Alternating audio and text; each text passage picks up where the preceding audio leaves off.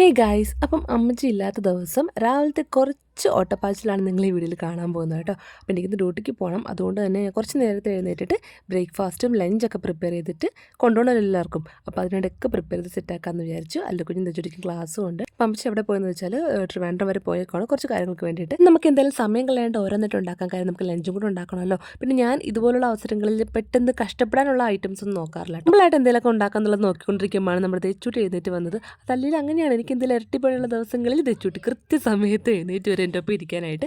അപ്പോഴത്തെ കുക്കറിൽ ഞാൻ കടല വെച്ചിട്ടുണ്ട്, പിന്നെ ചോറ് അടുപ്പത്ത് വെച്ചിട്ടുണ്ട്. ഇന്ന് തെച്ചുട്ടി ഞാൻ കയറ്റി അവിടെ എടുത്തിട്ടുണ്ട് കേട്ടോ. അല്ലെങ്കിൽ പിന്നെ ഫുൾ കരച്ചിലാവും ഞാൻ എടുക്കണം എന്നൊക്കെ പറഞ്ഞ് വാശിയാവും. അതുകൊണ്ട് എൻ്റെ ഒപ്പം തന്നെ ഇരുത്തി കുറച്ച് പച്ചക്കറി ഇട്ട് കൊടുത്തു കഴിഞ്ഞാൽ അവളും എന്നെ പോലെ എന്തെങ്കിലുമൊക്കെ കുക്ക് ചെയ്യുന്ന പോലെയൊക്കെ കാണിച്ച് അവിടെ കളിച്ചുകൊണ്ടിരുന്നോളൂ കേട്ടോ. പിന്നെ കടല കുക്കറിലാവുന്ന ടൈം കൂടി ഞാൻ കുറച്ച് അച്ചിങ്ങ കട്ട് ചെയ്യുന്ന വിചാരിച്ചു. ഈ മെഴുക്ക് വരട്ടി തോരനൊക്കെ ഇവിടെ എല്ലാവർക്കും ഇഷ്ടമാണ്. അതും അച്ചിങ്ങ, കോവയ്ക്ക, അതൊക്കെ കോവയ്ക്ക അങ്ങനെ എല്ലാവർക്കും ഇഷ്ടമല്ല. കോവയ്ക്ക എനിക്കും അനിയനും മാത്രമാണ് ഇഷ്ടം. പക്ഷേ അച്ചിങ്ങ എല്ലാവർക്കും ഇഷ്ടമുള്ള ഐറ്റമാണ് കേട്ടോ. അങ്ങനെ അച്ചിങ്ങ എന്തായാലും ഉണ്ടെന്ന് ഉണ്ടാക്കാമെന്ന് വിചാരിച്ചിട്ടുണ്ട്.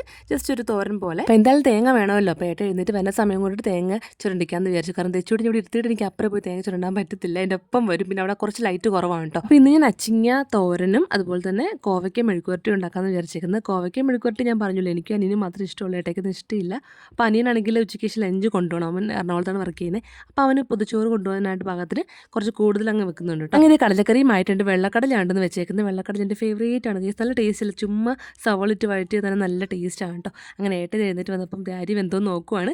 ഏട്ടൻ അപ്പുറം കൊണ്ട് വാർക്കാൻ വെക്കുന്നുണ്ട് കേട്ടോ. കടലിൽ പിന്നെ കുറച്ച് തിക്ക് കൂട്ടാൻ വേണ്ടിയിട്ട് ഞാൻ കുറച്ച് അധികം എടുത്തിട്ട് അരച്ചതിലോട്ട് ആഡ് ചെയ്യുന്നുണ്ട് കേട്ടോ. അപ്പോൾ കുറച്ച് കട്ടിക്ക് കിട്ടുമല്ലോ. മീൻവെയിൽ നമ്മുടെ ചായ, പാല് ഒക്കെ റെഡി ആയിട്ടുണ്ട്. അങ്ങനെ ലാസ്റ്റ് അച്ചിങ്ങയും കൂടി സവോള വഴറ്റിയിലോട്ട് അതും കൂടി ഇട്ട് കൊടുക്കുന്നുണ്ട്. അപ്പോൾ അച്ചിങ്ങ ഞാൻ കുറച്ച് എടുക്കുന്നുള്ളൂ. കാര്യം എല്ലാവർക്കും ഉച്ചയ്ക്ക് മാത്രം മതി, രാത്രിത്തേക്ക് മിച്ചം വരത്തില്ല. അരി കൊണ്ട് വാർക്കാൻ വെച്ചിട്ട് ഏട്ടത്തെ തേങ്ങ പൊയിച്ചു വന്നു. അപ്പോൾ ഞാൻ ഒരു തേങ്ങ ഇങ്ങനെ ചുരണ്ടി കൂടി തരാൻ പറഞ്ഞു. അങ്ങനെ ആൾ പറഞ്ഞു ചുരണ്ടി തന്നിട്ടുണ്ട് കേട്ടോ. അപ്പോൾ ആ സമയം കൊണ്ട് ഞാൻ നമ്മുടെ കോവയ്ക്ക് കരിഞ്ഞ് വെച്ചിട്ടുണ്ട്. ഇത് പുട്ടുണ്ടാക്കാമെന്ന് വിചാരിച്ചിരുന്നു. കടലക്കറി ആണല്ലോ, കടലയുടെ ബെസ്റ്റ് കോമ്പിനേഷൻ പുട്ടാണല്ലോ. അങ്ങനെ പുട്ടിന് വേണ്ടി കുറച്ച് മാവ് എടുത്തിട്ടുണ്ട്. അപ്പോൾ ഞങ്ങൾ കുറച്ച് പേര് മാത്രമേ ഉള്ളൂ. അല്ലുകുഞ്ഞും തെച്ചിട്ടും കൂടെ ഒരു ചിരട്ട പുട്ട് കഴിക്കത്തുള്ളൂ. അങ്ങനെ പുട്ട് സെറ്റ് ആയിക്കൊണ്ടിരിക്കുകയാണ്. അപ്പുറം നമ്മുടെ അച്ചിങ്ങ ആയിക്കൊണ്ടിരിക്കുന്നു. അപ്പോൾ ഞാൻ ഇടയ്ക്ക് അതും കഴിക്കാൻ വേണ്ടി ഇത് കടലക്കറിയും പുട്ടൊക്കെ ആക്കി കൊടുത്തിട്ടുണ്ട് കേട്ടോ.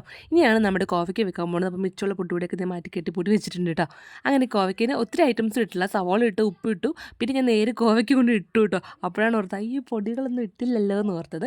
പിന്നെ എല്ലാം കൂടി എൻ്റെ പുറത്ത് കൊണ്ട് ഇട്ടു കേട്ടോ. പുറത്ത് മീൻസ് ആ നടുക്ക് കുറച്ച് എണ്ണ കിടക്കുമല്ലോ, ആ എണ്ണേൻ്റെ അകത്തോട്ട് കുറച്ച് പൊടികളൊക്കെ ഇട്ടിട്ട് അതൊന്ന് ആ ഒരു പച്ചമണം മാറി വന്നപ്പോഴേക്കും എല്ലാം കൂടെ മിക്സ് ചെയ്തു. പിന്നെ കുടിവെള്ളം വെച്ചു.